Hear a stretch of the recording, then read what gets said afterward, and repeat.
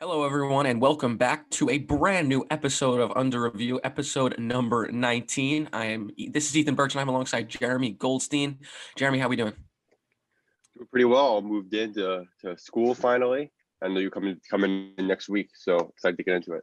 Yeah, it's a big week. We're moving into Ithaca. We weren't able to attend last semester, so now we're able to get back. And so, just a small announcement: since we are moving back to Ithaca, Under Review will be almost officially moving to VIC. Just keep on our social medias for now on. We won't be making announcements here and there, this and that. So for right now, this may just be the last YouTube session for a little bit, as we will take a short break and move on to the radio station officially. That was the goal when we started this, and the goal is officially coming true again when we took that break a couple weeks ago. So let's get right into it. We got a ton on schedule today, as it is AFC NFC Championship weekend. Lots to talk about at MLB free agency, and of course the NBA. So let's start with the NBA actually. And over the past couple weeks where we didn't record, the Nets made a huge trade acquiring James Harden, pretty much took away a couple huge role pieces, swapped 4 first-round draft picks, got rid of four draft picks. But after 2 games, Jeremy, what are your thoughts on this big three? Yeah, it's controversial because I think Harden, you were taking somebody who was angry, out of shape, and yeah, he's a former MVP, but who knows? He wasn't necessarily playing well to start the season, so you're taking that. You're pretty much trading for him. Obviously, you have those 3 stars now, and based off what they gave up and how much they're hyping up Harden, if they don't win the finals, you got to call the season a bust, in my opinion. I agree. So you're saying that what if they win the East, but they lose against the Lakers in the finals? Still a bust? Yes, because at the end of the day, you have a finals window, right? It's not like you have these 3 players. These 3 players aren't young. Durant's 32, Harden's 31, 32, and Kyrie's 28, 29. So because of this, you're pretty much having 3 players who are mostly at the end of their primes. Mm-hmm. Not that they won't be good anymore, but their primes are their primes, and that's what you're basically trading for that version of the player. So if you don't win a championship in these next 1, 2, 3 years, then there's a lot to be concerned about. You might be looking at Paul Pierce and Kevin Garnett all over again. I agree. And I wasn't a fan of this trade when it happened because, to be honest, I'm not a fan of Kyrie Irving. I don't think this guy plays well with other big superstars. I mean, other than the LeBron situation, I think that was completely different. But ever since that, it just hasn't been the same. Well, sorry, what'd you say? He shouldn't have left LeBron. He shouldn't have, and he regretted it. He tried to be his own leader on the Celtics. He didn't like when he wasn't the attention. It didn't work there, and now he's in Brooklyn. And from what I've seen so far, I just don't know if this is going to work out because Kyrie Irving, this is a point guard that wants to be under the basket the whole time. But it's so hard for him to be under the basket the whole time when you got another guy who wants to take the ball up, and James Harden, who's probably a more efficient ball player and shooter, at least, because Kyrie Irving takes a lot of shots. And then Kevin Durant, who's got to be the guy. He's got to be the guy taking big shots. But Kyrie Irving probably wants to be that guy. And that's why I think it could have worked okay with just KD and Kyrie. But then when you add another guy who wants to bring the ball up, a ball handler like Harden, that's when everything goes crazy. And we saw it last night. They played just them two. KD took a night off because, he just played 50 minutes 2 days ago in the double overtime loss. And it was just them two. And it seems like it was just confusion every time they bring the ball up. And they lost. They lost again to an below average Cavaliers team. Yeah, the Cavs, I wouldn't call them below average because they do have a good young core and Garland, Sexton. Yeah, but compared to like the top tier of the league, that's a team they should definitely beat. I just truly think that you made a great point when you said these are all players who want to be the ball dominant player.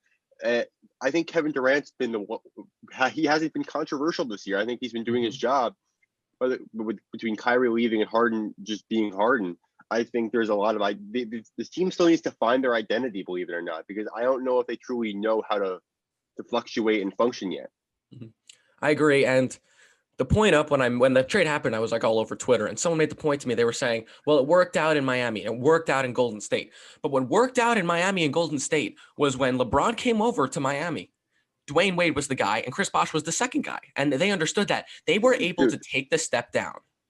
There was a funny story. When that team started in 2010, Dwayne Wade, it was established. LeBron's like, Dwayne Wade, I know you're still the guy.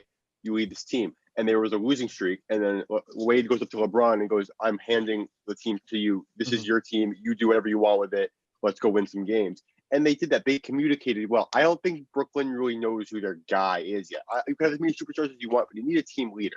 And I don't think they've established that yet. And also, Miami had Eric Spoelstra, who had at that time I think had already won a championship with them, or Yeah, he was that did. Pat Riley? Because Wade won by himself. Wade won with Shaq.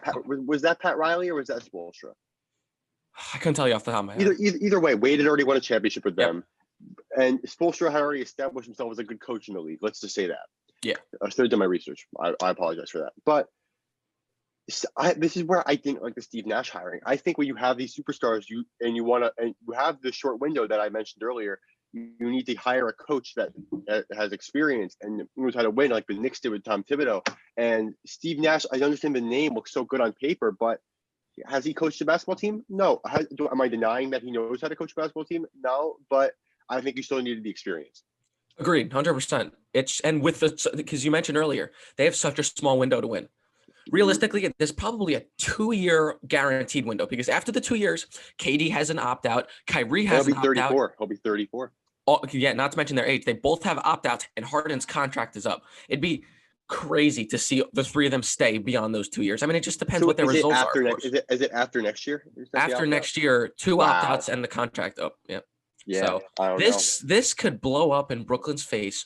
They'll have no future picks, though. And the first round picks that they do have, they'll be at the end of the first round because they swapped 4 of them. But regardless, it's a sticky situation. For Brooklyn's sake, for the Brooklyn fans, I hope this works out for you, but I just don't think it will because I don't. Also, I hope it doesn't. I just feel bad for Brooklyn fans. This is terrible, but I mean, this could be great. Obviously, they could win the East and they could roll past the Lakers. But the thing is, can they beat the Lakers? What are your thoughts on that matching up against the Lakers in a couple months? No, because I think the Lakers have their identity, and I think when again I keep using that word, but I think that's what you need when you're a superstar team. They know the team runs through LeBron and Anthony Davis. LeBron's the leader, but Anthony Davis does play. He's more than a sidekick to him. And then their role players always come up big, whether it's Kentavious Caldwell-Pope, Marc Gasol has a good role, Montrezl Harrell's there. I just think they're good. I personally, I don't necessarily think the Lakers might win the West. I think the Clippers are going to give them a run for their money again. But I think the Nets just right in their current state, they don't have a chance. But I do want to ask a question to you. Yeah. Before we shift gears, the New York Knicks, they're an interesting case right now because I think they've played some very inconsistent basketball. This Thursday night, they started their West Coast swing after beating the Celtics and the Magic back to back this past weekend. They beat Boston. I know they didn't have Tatum. They beat him by 30, and they beat the Magic by 7, and then they beat Golden State by double digits on the road. I mean, Draymond had a terrible ejection, but they still won that game. And then last night they went into Sacramento and put up a dud of a game. They didn't play well, so they're an 8-9. They'd currently be in the play-in game of a playoffs if the playoffs started today. Do you think the New York Knicks are going to be at the very worst a play-in game team, or do you think they still have ways to go before they even make it to that? You know, I think the Knicks are in a really good situation right now because where they stand right now, I think they're a real good defensive team. It's just the offensive side is where they lack luster. And right now in a league when you probably need to put up over 100 points consistently every single night to win basketball games, it's tough. And they're not there yet. But the situation that they're in, I absolutely love because realistically, over the past couple of years, I haven't watched Knicks basketball because I would turn it on and just not be interested. It's not fun. This year, I don't blame you. I watch almost every night. Like literally when the Knicks on, I feel to me they're almost must watch right now because how exciting they are. They're a real young, exciting group of guys that have a future. And it sucks because the NBA, in my opinion, well, I think in a lot of people's opinions, it's the worst out of the 4 sports right now because there's literally 3 or 4 teams that can win the finals and no one else has a chance. And rebuilding is just signing 3 massive guys to a contract and bringing them all on and trying to win the championship. And that's why I don't like the NBA. But that's why the Knicks are fun right now because they're doing this the right way. Exactly. And that's what's so much fun about it. I feel like the Mets have just been like rebuilding. The Giants have been in a rebuild. And now like watching the Knicks do it, it's fun. But at the end of the day, like, where is this going? Like, do they have a chance in 5 to 6 years to bring home a title? Because they should. It's the right way to do it in sports, but they're going to have to bring on a superstar here or there because, listen, these guys are good. I think Barrett, although he has a little bit shooting struggles, He's played really well. Really well, and he's been doing well as a point guard, and that's what I love. Had over double digits assist a couple nights ago. I mean, it's a fun group of guys playing basketball. It really is up and down. And I think that there's some guys that they need to figure out, like Elfrid Payton. He cannot shoot the ball. And it seems Oh my like God, whenever he shoots a three, I lose my mind because he just can't do it. It's like it And turns he still into a tries. 4v5 Yeah. because his defender goes off and doubles someone else. So they let Elfrid Payton shoot, and this guy still goes 0 for 5 from beyond the arc. It's ridiculous. Listen, Yeah. I don't think he's a terrible player. The guy just can't shoot the basketball. I mean, they need to learn. I'm totally I Mhm. have the same opinion as you on that. Mhm. Here's I've been encouraged by the Knicks on multiple occasions this year because think about it, it took them until they won their 8th game last year and their 32nd game, Yes, and they won it on their 16th game this year. So it took them like 16 less games, which is phenomenal. But it's games like the Sacramento game last night, which really just not a good game. these duds. They are probably really gassed because they are on a West Coast trip and it was a back-to-back game, sure. But when their offense is at a standstill, they really have no response. Like they'll go to ISO Randall, and then what he does is he likes to dribble the ball, but he's not a great handler. You know what I'm saying? Of course, yeah, And of course. he'll get doubled, and then the ball will get knocked around, and then everything will become a mess. So I think well Thibodeau's definitely like they were ranked number one in terms of team defense in the league yesterday, which is amazing. But I think you're right. The offense needs work. Randall's been playing like an all-star, and Barrett is getting better every game, but they still need an established scorer that is not Randall. And until they have that, I'm not going to. I don't know if they'll really necessarily go on a run that'll secure them playoff position. Will they probably get one at the end of the season? I'm hoping they'll at least get the 10 seats so they can play in for the playoffs. But I think that they still need to add a piece. Yeah. And one last thing I want to say is there are a lot of people who want to trade Randall right now because Obi Toppin is just going to be stuck on the bench as long as he's there. And that's as much as people are quick to say, oh my God, no, Randall's playing well. And I agree, don't trade him right now. I understand what they're saying, but I think the team the team's at a point where they need to win games. And if Randall's the guy who's helping you win games, you got to keep him there because it's enough for the losing. This team, especially with the young guys and who you want to resign, especially RJ Barrett needs to learn how to know what winning is on this team. If you're going to sign him long term, you just keep Randall right now, and then next year you'll evaluate based off of how you finish the season because next year's the last year of this deal. This team has been losing since 2013 consistently. That was like the last real good New York Knicks team. And before that, it was a couple of years even before that they were good. And we have not tasted New York Knicks winning in so long. Just getting a lick of it is just awesome. And for that reason, you got to keep Randall. And I was literally about to say the exact same thing. They're still that one offensive piece away because they don't have that guy that you can just look to for a bucket whenever they want. Like, especially when you're struggling and you're down and on an 8-0 run and you need a bucket. A ball handler, because Randall can score. It's just he's not somebody who's going to hold it up top, dribble around the guy, get in. He's a guy he's a good one-on-one guy who can muscle somebody, but he's not a ball handler who can just spot up for three. And I don't know. Without a doubt, I'm thinking of like Zach LaVine, Bradley Beal type player. That's the guy I think they need. I agree. And what I do like is Emmanuel Quickly. And I think that what he's been doing is great. And he's a fun player. He's hungry. His ball handling is great. He's quick. He can get to the basket. I mean, that's a fun guy, but also that's not the offensive piece that they're 100% that's going to solve all their problems. Because he's definitely exceeded expectations because he was supposed to be a second-round pick and the Knicks reached for him. But he still has had his poor games. Like, no, without a doubt. Can he be the point guard of the future? Maybe, but we won't know for until at least next year. So while I would love to see them make the playoffs this year, I think it'd be fun. I have to even remind myself, just be patient with them. Obviously, this is not the final product. I think Thibodeau will be the coach. Thibodeau's a little older, so I think he'll be the coach in the next 5, 6, 7 years, and then he'll probably call it quits. But then that's a good enough time, I think, to establish a winning culture. It is. And see what you got. I'm on the RJ train. I think he's going to be a great player. There were some growing pains. Obviously, you're playing in New York. Mitchell Robinson looked really good this season, especially when he's not in foul trouble. Look, they got good players there who are going to be part of the future winning team. Hopefully, I think they just need to figure out who they're going to sign and who's going to develop. And there's a lot of question marks still. That's always the case with a team like this. 100%. But for right now, you got to be happy. I mean, yes, they're 8-9, but you're right. I mean, it took them to the 32nd last year.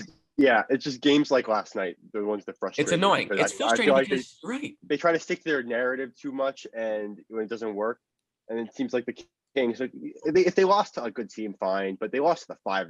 They lost to a Kings team that had lost 9 of their last 11, which it happens. It really is frustrating for that purposes, especially when you play such a great game against the Warriors.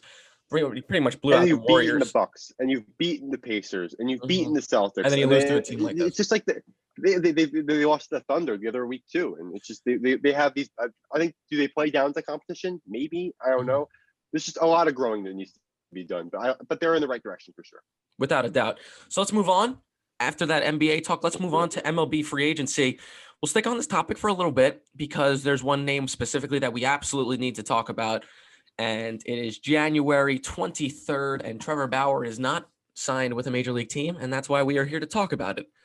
Jeremy, right now, the Mets and the Angels are front runners, but according to sources within the Major League Baseball, the New York Mets would go over their luxury tax to sign Bauer to a small 3 to 4 year deal, and apparently the LA Dodgers are willing to do that as well. But both franchises think that Bauer will probably want 5 to 6, maybe even 7-year contract at this point of his career. Where do you think Trevor Bauer lands? I'm throwing it on you right away. I'm sticking with what I said at the end of the MLB playoffs in 2020. He will be a Los Angeles Angel. However, if I'm the New York Mets and the luxury, you look, this is me. You can tell I'm going to be completely non-biased here. If you're the New York Mets, it's your Steve Cohen. Steve Cohen, by the way, I want to read you this tweet Steve Cohen liked on Twitter. So somebody got mad they didn't sign Springer, and then somebody replied to it. And Steve Cohen liked this tweet. Okay. He said, "Did his contract include a trash can and a camera? He is so overrated and overpaid." This is in regard to Springer. And then they're arguing that Kevin Pillar should be signed for a defensive center fielder. So Pillar is great defensively and cheap. Use the money to get Bauer and relievers and possibly trade for Nolan Arenado. So maybe Steve Cohen's looking at all this stuff. But anyways, if I'm the New York Mets and you want to establish yourself as that New York powerhouse that's going to compete with the Yankees, you 1,000% do it. The Yankees did it with Giancarlo Stanton, so why not do it here? Trevor Bauer, I think, is the best in the national, top in the National League right now. If you sign him and you have DeGrom, you have probably the 2 best pitchers in the National League right now, and that would be pretty immaculate. However, I just think the Angels they realize that he would be such a help for that team, and he can really be one of Trout's saviors as Trout enters his age 30 season. So I think Bauer is the answer for LA, but if I'm the Mets, I give it my all.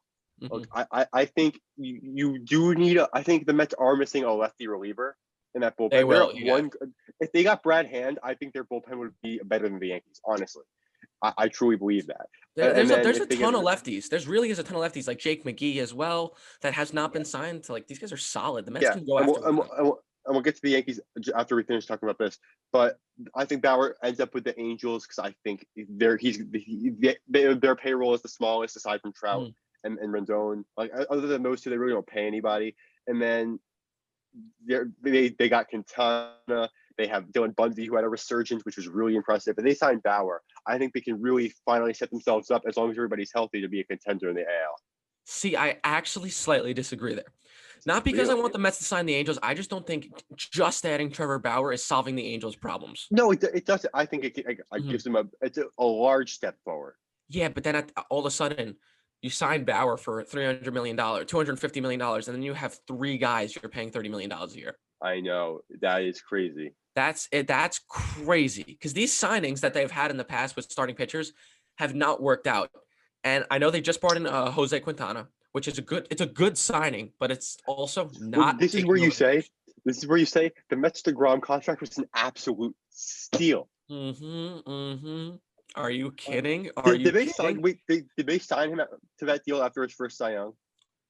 I believe so. It was either that or the year before or something like that. How many years are left on his deal? He's got a bunch. I mean, I don't know. I don't know off the top of my head. I know that they were looking to give him. I know they were looking to add some more money to the contract though, because of how well he's performed. You gotta lock him up for life. He'll be. I mean, I don't imagine a world where he's not a New York Met for life at this point. Maybe toward the end, but for right now, I mean, if you were able to bring in Bauer, and if you can work out a 3-year deal where you pay this guy $30 million a year, that's where it's worth it. Because all of a sudden, you go from you're a good rotation, you have a good rotation, a good bullpen, and a good starting lineup. You go from a great rotation, you add one more bullpen piece, you're a better bullpen, and you have a very, very solid lineup. That is a World Series contender. Not good, good, good, great, better, and good is a World Series contender. The thing about this, though, so John Heyman tweeted this morning that the Dodgers were also in play. That would be a move they need to make, regardless of the cost, because the Padres, right now, they're the better team in the division, without a doubt. That's bold. And that's bold. They said the Dodgers were looking to go towards like a 4-year or less deal with a lot of money in it, and so would the Mets, I'm assuming, as well. That's exactly saying. what their both teams are looking for. While Bauer technically apparently came out and said he wants a long-term deal, Rachel Luba said he'll do anything. He'll be open to anything. So do you think it's truly the Mets, Angels, and Dodgers who are the final three in this Trevor Bauer race? I mean, I want to believe that based on reports, but the sources have been terrible this offseason. Let me tell you, the communication has been terrible.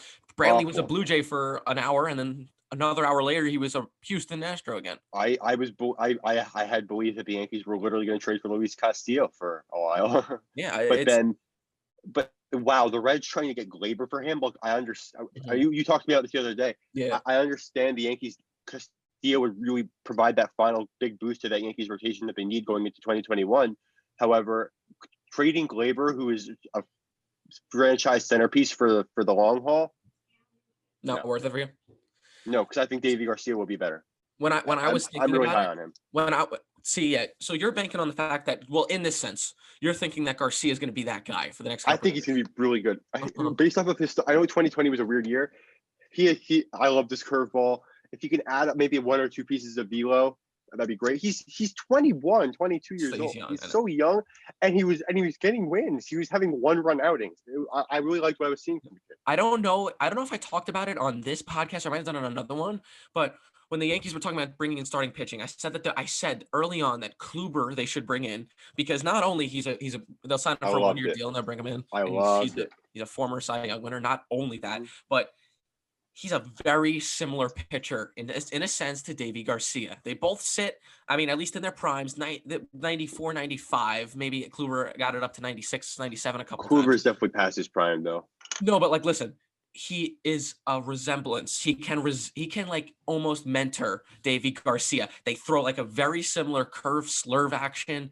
I believe Davey Garcia also throws a 2-seam fastball. They're similar in a sense. And if Davey Garcia can feed off Corey Kluber, that's what I would love. I love that mentor role. I love mentor roles in all sports. I mean, it's proven in football that it's pretty solid. I mean, for most of the time, if a quarterback sits behind another veteran quarterback for a season or two, they come out and they're a very solid quarterback in the NFL because they were able to study. And I think that might happen with Jameis Winston. I think he might come out next year and be a very solid quarterback in the NFL, but that's also a discussion for another time. But I think that can play a very similar role. And when I saw that they brought him in, it's a great signing for the New York Yankees. It really is. But so let's stay on this topic. Do the Yankees need one more pitcher? So here let's before that, let's review what they have. And I've heard people say yes and no. So going into the season, you want to start going into the season or going into the playoffs? What they'd have going in right now. Right now, so Severino's. Oh, actually, no. Playoffs. Okay, playoffs. So if you're in a playoff scenario, you have Cole, you have Severino. Hopefully he's good. Kluber, Montgomery, Domingo Germán, whatever he does. I mean, it's such a weird case with Domingo Germán.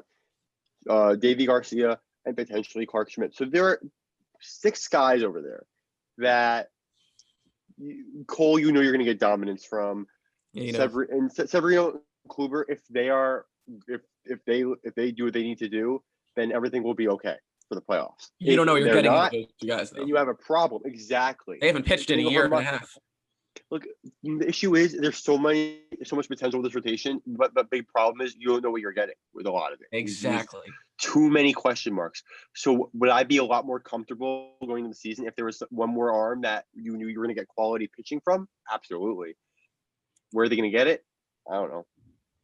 You're right. So I think that right now, this is what the You got this is to what I trade. You got to think make a they're gonna trade. do. You got to make a trade, but I think the trade might come if it doesn't happen in the next couple of weeks. They'll roll into season what they have. They'll get Sevi back to like June, July, I believe, something around Same there. time Syndergaard, pretty much. Okay, so Because yeah, him and Syndergaard get injured at the exact same yeah, time. I remember that. That was a weird week, and so that's what you're thinking. And I think that they'll go in what they have right now. If they're not making a trade for Castillo, and I think the Reds really want Glaber for I Castillo, and that's it. I think if they make a trade, it'll be for probably Kyle Hendricks. Okay. Well, I mean, you know what you're getting out Or of you that. could But I resign could. Tanaka. Tanaka could be re-signed, but he'd have to take a cheaper deal because he wants He wants a lot. 15 million. He wants a lot. Yankees can't do that. Yankees cannot do that. No, No, absolutely no, not. not on Tanaka. But you got to see because I mean, I could also see the Yankees making a move at the deadline. I feel like the Yankees haven't made like a surreal move at the They haven't deadline. done one in 2 years. They haven't in 2 years. It's really Exactly, sad. and they've been expected. But this might be the year because, in all honesty, if you're looking at AL favorites right now, I think the Yankees are up there probably as maybe one or two to win the AL right now. Definitely. It's just my concern is the bullpen is so old. Think about this. You have Chad Green is 30. Chapman's 33. Britton's 32. And they haven't really Ottavino's done anything to address it. 35, 36. I know. There's like not a lot of they have like no young arms for this pen. So I'm thinking maybe you got to add somebody to like Lasagna's there, and technically Sessa's there. It hasn't worked out in the past 2 years though. It's been Look, such a problem with them. They're in win now mode, and I think you could blame pitching a lot for when they lost the playoffs. But look at those games where they've lost. The offense has not been elite. Mm-hmm. Yeah, they lost 1-0 in that game 5. 2-1. Oh, 2-1. Okay, but still 1 run. Oh yeah, Judge went yard in the first inning. Judge hit a jam home run. If Judge, okay. If they stay healthy, they'll win 100 games. Here's the scenario. Oh, 100%. 100% right there. You're 100% true. If Judge plays 140 games, he will win the MVP. That is my prediction. I know you like Aaron Judge. I like Aaron Judge, and I respect him. I never talk bad about him. The only time I talk bad about him is because he's sitting on the bench or he's sitting in a hospital bed somewhere because he can't keep himself on the field. Deservedly so. A lot of it, especially the injury with the strain last year, is Boone was so concerned that he kept him out so long, and he didn't want to injure him. And then they brought him back, and then he got hurt that day. Mm-hmm. Yep. Listen. That guy can be one of the greatest baseball players of all time if he can keep himself on the field. He is so good defensively, and he is so good with the bat. He's so much more than a power hitter. Just a straight raw power hitter. And then look what Stanton did in the playoffs. Like, if he's healthy, he homered almost every game. Yeah, I know. Insanity. Listen, if these guys can just keep themselves in the field, I think that the Yankees are clear AL favorites going into the season. I'm just excited to that we're getting 162 games again. That's just my favorite thing to follow throughout a year. And then 2, hopefully this summer, I'm not 100%, but hopefully I can go to a game. That's all. Yep, I hope I can too. And what I'm really rooting for this year is I was talking to one of my Mets friends about it, and how cool would it be if the Mets and Yankees can end up meeting in the playoffs and rebuilding this rivalry? Look, as much as I like to make fun of the Mets, I don't hate them, and I think it'd be great for baseball if the Yankees and Mets were both good. Oh, I think that would be huge because this past 10 years, there's nothing good in the Subway Series anymore. It's just there was such a great stretch of time where the Subway Series meant so much and it was such a fun rivalry. Now there's no bad blood. It's just they just play and the Yankees just beat up the Mets and we go home. Well, the Mets beat them up this year. And the Rosario walk-off. I remember, I know, and in Yankee Stadium. Yeah, that was ridiculous. That was so weird. Everything that happened this year was just weird, but we're moving on. I'm very confident that we'll get a 162 game season, and I'm excited. I really am. There's so much to look forward for all of New York right now in baseball, and that's something we haven't been able to say since 2006, 2000. So, all right, well, let's move on to our last topic. Let's end with football. It is the NFL championship weekend, and this is one of my favorite weekends of the year, without a doubt. And we have premier quarterback matchups. First, we have legend quarterback Tom Brady facing off against another legend. 2 of the best to ever do it, going at it, Rodgers and Brady, and then upcoming superstars, some potential legends, Patrick Mahomes and Josh Allen. Josh Allen came into this year not really expecting much, and he was an MVP caliber quarterback. We know what we have out of Patrick Mahomes. He is the first quarterback ever to have his team host 3 straight AFC championship games. He's been a starter for 3 years. This guy should have probably already won 2 Super Bowls already if it wasn't for a neutral zone infraction that sent the Patriots into the Super Bowl, because I'm pretty confident they would have beat up the Rams. The Rams put up 3 points that Super Bowl. Anyway, that's just a discussion for another time. Who was the first game? Is it the Chiefs or the Packers? It's the NFC. It's the NFC. Okay, so let's start with that, because that's a fun one to talk about. Can Tom Brady not only get through Drew Brees, but also get through Aaron Rodgers to go to the Super Bowl in his 43rd? It's going to be hard. Look, this is a game that happened already, I think, before around there. It was a slaughter. The Bucs dominated them, but I was in Tampa Bay. Mm-hmm. And look, I think Rodgers is on another level right now. I think he's going to take over this game as a general, and they're going to eventually win. I think it'll be closer, but Rodgers, his accuracy, and he always puts the ball where he needs to put it. I'm not trying to undervalue Brady. He's been very good this playoff, but he doesn't have Antonio Brown, who's been a good receiver for him. And I don't know. I don't think Green Bay loses at home right now. And I think they've been trying to get back to that Super Bowl for so long. And I think it'd just be terrible for Rodgers' legacy if they didn't. I'm going Green Bay by 31-24. All right. I'm going to go with Green Bay as well. I'll bring up Stephen A. Smith's quote. Aaron Rodgers is a bad, bad man. He really is. Yeah. One of the baddest ever. And he is just playing football out of his mind. The Green Bay Packers played head games with Aaron Rodgers by drafting Jordan Love in the first round when they specifically needed a first-round talent receiver. So they brought in Love. And, when you do something like that, you expect Rodgers, he's on his way out, maybe 1 or 2 more years, and he could be on his way out. Rodgers puts up his best statistical season of his entire career at 38 years old, and he will win the MVP whenever they announce it in 2 weeks at the NFL Honors. Well, I don't know how it's going to go this year, but that happens. Aaron Rodgers is going to win this game. Tampa, I know Tom Brady and Gronk, they played in New England. They played in some of the coldest games ever of all time, recorded statistics. But Aaron Rodgers plays in Lambeau. It's going to be 20 degrees. It might be a little snowy. The Buccaneers aren't going to be able to handle it. I think this is Rodgers. Rodgers has not been able to ever host an NFC championship game. This is the first time he'll be able to do it. The last time the Packers hosted an NFC championship game, Jeremy, do you know off the top of your head? Is it 07? It is 07 when Brett Favre was intercepted by Corey Webster in overtime.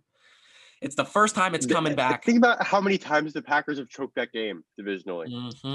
To think that, I saw someone tweet this, to think that Eli Manning led the Giants into Green Bay 2 times and led them past the Green Bay Packers is mind-boggling. That's why Eli... Second time was dominating fashion. Oh, 100%. 100%. Second time was almost a blowout win. But that's why Eli will be wearing a coat. He'll be in the Hall of Fame because he was able to do that twice and get through Tom Brady twice. But now those 2 guys that he was able to get through face off. And Tom Brady's legacy, oh, baby. I mean, if it's not established already, him getting through Drew Brees and Aaron Rodgers in the same playoffs would be insane. But I do think that Aaron Rodgers is going to win this game. It's just been a long time coming for Aaron Rodgers. I know he's won the Super Bowl already, but he's hungry. And in season age 38, they're in a great spot. So we both picked the Packers. Let's go Bills Chiefs. What do you got? Are you going to be that guy that picks the Bills? Because I just think there's no way the Chiefs will lose. Mahomes is okay. He's healthy. He's cleared. That team's not losing. I know everybody is on the Bills hype train, but I'm not falling victim. I'm not falling for it. The Chiefs, they're elite offensively and defensively. The Bills, look, I don't know. That game last week didn't really do anything for me. Yeah, they beat the Ravens pretty badly. Lamar looks bad, and they only put up 14 points on offense, or 10 even. They put up 14. They put up 14. Give me the Chiefs by multiple possessions here. I agree. I really do. It's Patrick Mahomes, and how many times have we talked about Mahomes? It's ridiculous what this guy does. In his 3rd starting season, his fourth overall season in the league, because he didn't play his first year, sat behind Alex Smith. He's been the best quarterback in the league. He's so young. He's done so much in this league already. He has a league MVP, and he's got a Super Bowl MVP. And that was after his first 2 seasons as a starter. He's going to get back to the Super Bowl. And in my opinion, I don't think there's a team that can handle the Chiefs. I don't. Not at all. I've been saying it all season. The question all year, and this hasn't been a thing in the NFL. You never really know who's going to win the Super Bowl. I mean, you know that Brady's been always dominant. You know the guys with the teams with the good quarterbacks and the veteran quarterbacks. Those are the Super Bowl favorites. But this entire season, it's been who can step up and stop the Chiefs. Who can do that? And there's no stopping the Chiefs. You have to contain them, and containing them is probably scoring 30 to 40 points on offense. And that's very tough to keep up because the Chiefs are able to get down the field almost 90% of the time they're driving. So I think the Chiefs as well. And Jeremy, for just early bird Super Bowl predictions, what do you got? Who's going to win the Super Bowl? I got the Chiefs beating the Packers. We'll do it Instagram for this, obviously. Yeah, but, we'll be active on social media, of course. So. Yeah, I got the Chiefs beating the Packers. I think it'll be an offensive showdown. I think it'll be like 40-36. All right, that's what it's got to be. And I'm telling you right now, if the Packers put up 40 points, they're going to win the Super Bowl against the Chiefs. I'll go back to that. And if they put up 40 points and lose the game, you did all you could. You really did. Yeah. Because you need to score that many points to beat a team like the Chiefs. Yeah. You're not beating exactly. the Chiefs. You're not beating the Chiefs 21-17. That's just no world right now that's happening. But all right, well, that will wrap up. Oh, my Super Bowl prediction. I'll take the Chiefs too. I'll take the Chiefs 38-27. So that'll wrap up our final episode of Under Review for now. We will be back all over VIC hopefully this semester. We'll keep you updated on social media. We're going to keep our Instagram active. We're going to do some Instagram lives. I'm sure we'll do an Instagram Super Bowl live edition so we can preview the Super Bowl because why not? We'll be in Ithaca together for the first time since March. This is an exciting time for both of us. So just keep up with our social medias, this and that. And listen, everyone who listens, everyone who interacts with us, we always appreciate it on our Instagram lives, on our YouTube, this and that. But thank you all for listening. Enjoy the rest of your weekend. There's a huge MMA fight tonight, championship games, and of course Super Bowl weekend rolling around. Enjoy the rest of your winter, and goodbye.